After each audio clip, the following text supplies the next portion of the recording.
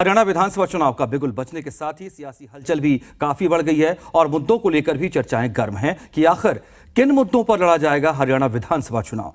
BJP जहां विकास कार्यों और बिना खर्ची पर्ची नौकरियों के मुद्दे पर चुनाव लड़ने जा रही है, तो वहीं किसान आंदोलन, अग्निवीर योजना, बेरोजगारी, अपराध, शिक्षा समेत कई अन्य मुद्दों को विपक्ष हथियार बनाकर सियासी संग्राम में उतर रहा है। ऐसे में देखना यह होगा कि हरियाणा की जनता किन मुद्दों पर मतदान करेगी। हरियाणा का रण में देखिए हमारी ये खास रिपोर्ट।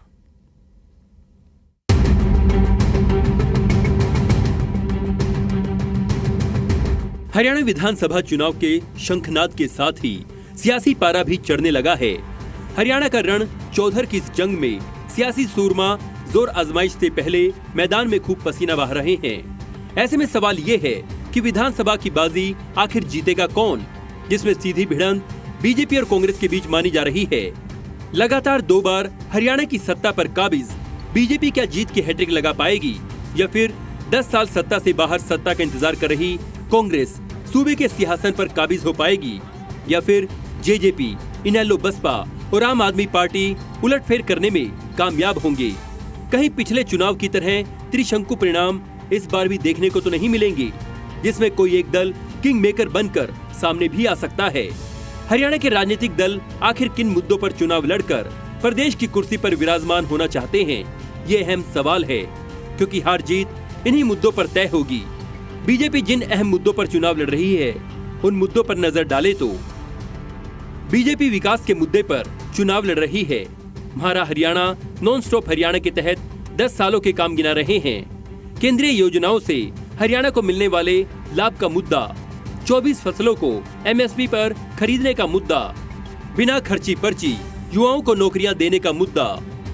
हरियाणा के मुख्यमंत्री नायब सिंह सैनी ने कहा कि भ्रष्टाचार के दलदल में फंसे पूर्व सीएम भूपेंद्र सिंह हुड्डा आजकल मेकअप करके ईमानदारी का चोला पहनकर निकल रहे हैं, जबकि हरियाणा में बीजेपी तीसरी बार प्रदेश में सरकार बनाएगी। कांग्रेस ने अपने समय के अंदर लॉलीपॉप देने का काम किया है।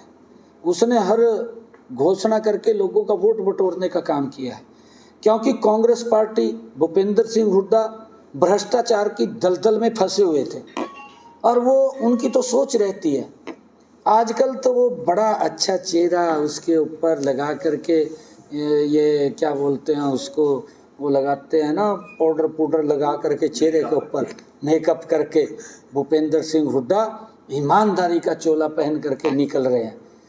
परंतु जितना भ्रष्टाचार ये करते हैं, कांग्रेस पार्टी जितना भ्रष्टाचार करती है, लोग उसको समझते हैं। वहीं हरियाणा में विपक्ष किन मुद्दों को लेकर हमलावर है, जिनमें से कुछ मुद्दों पर बीजेपी सरकार के खिलाफ एंटी इनकम्बेंसी की बातें भी कुछ समय पूर्व देखने को मिल रही थी, जिसके बाद बीजेपी को सीएम फेस तक बदलना पड़ा और चुनावों से पहले घोषणाएं करने पर मजबूर होना पड़ा। उन मुद्दों को लेकर नजर डाले तो विपक्ष किसान आंदोलन का मुद्दा उठा रहा है। अग्निवीर योजना का मुद्दा विपक्ष लगातार उठा रहा है। विपक्ष हरियाणा में बेरोजगारी का मुद्दा उठा रहा है। हरियाणा में बढ़ते नशे का मुद्दा विपक्ष उठा रहा है। विपक्ष हरियाणा में अपराध का मुद्दा उठा रहा है। हरियाणा में स्कूलों और अस्पतालों की हालत का मुद्दा विपक्ष उठा रहा है। विपक्ष पूर्व में धरने पर बैठे खिलाड़ियों के मुद्दे को लगातार उठा रहा है। विपक्ष व्यापारियों, कर्मचारियों समेत हर वर्ग के शोषण को मुद्दा बनाता रहा है। परिवार पहचान पत्र, प्रॉपर्टी आईडी की त्रुटि से परेशानी का मुद्दा हावी रहेगा। जातीय जनगणना के मुद्दे को तूल दिया जा रहा है। जाट बनाम गैर जाट के मुद्दे को बल मिल रहा है।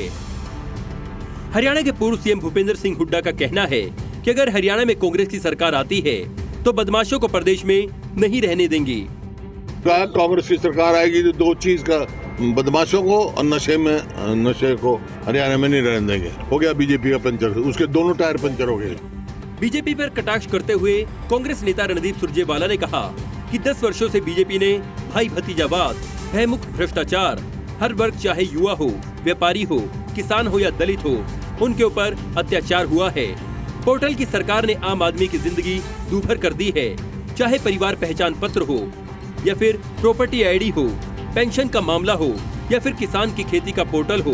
इन 10 सालों में घोटाले पर घोटाले हुए हैं। जिस प्रकार से हरियाणा को उन्होंने दोनों हाथों से लूटा है, 10 साल से क्रूर भाजपा ने भाई भतीजावाद, भयमुक्त भ्रष्टाचार, जिस प्रकार से इस पोर्टल की सरकार ने आम जनमानस की जिंदगी दूभर कर दी है।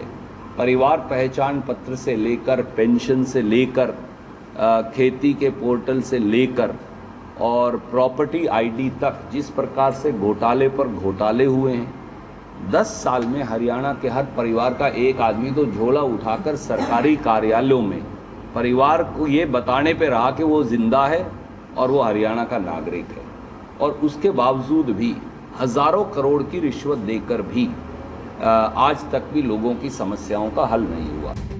वहीं हरियाणा के पूर्व डिप्टी सीएम दुष्यंत चौटाला का कहना है कि जेजेपी युवाओं के उत्थान, महिलाओं के सम्मान और नौकरियों में 75% हरियाणा की भागीदारी जैसे मुद्दों को उठाएगी। सबसे बड़ा विषय है युवाओं के उत्थान, महिलाओं के सम्मान, और जिस तरह लॉ एंड ऑर्डर की स्थिति बनी, ये किसी से अछूता नहीं है। सारे विषयों पे ऊपर हम निरंतर पहले भी काम करते आए हैं। 75% कानून लाने की बात करी हो, 50% महिलाओं को आरक्षण देने की बात करी, आगे भी इसी प्रकार से अपनी लड़ाई। मनोहर लाल की जगह अब नायब सिंह सैनी के नेतृत्व में बीजेपी अब हरियाणा के मैदान में है, तो हरियाणा कांग्रेस की कमान एक बार फिर से भूपेंद्र सिंह हुड्डा के हाथ में है।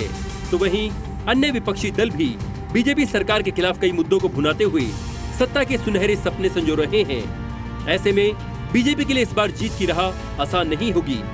अब देखना ये होगा कि जनता पर किन मुद्दों का असर पड़ता है और वो जीत का सेहरा किस पार्टी को बांधते हैं। ब्यूरो रिपोर्ट, ज़ी मीडिया।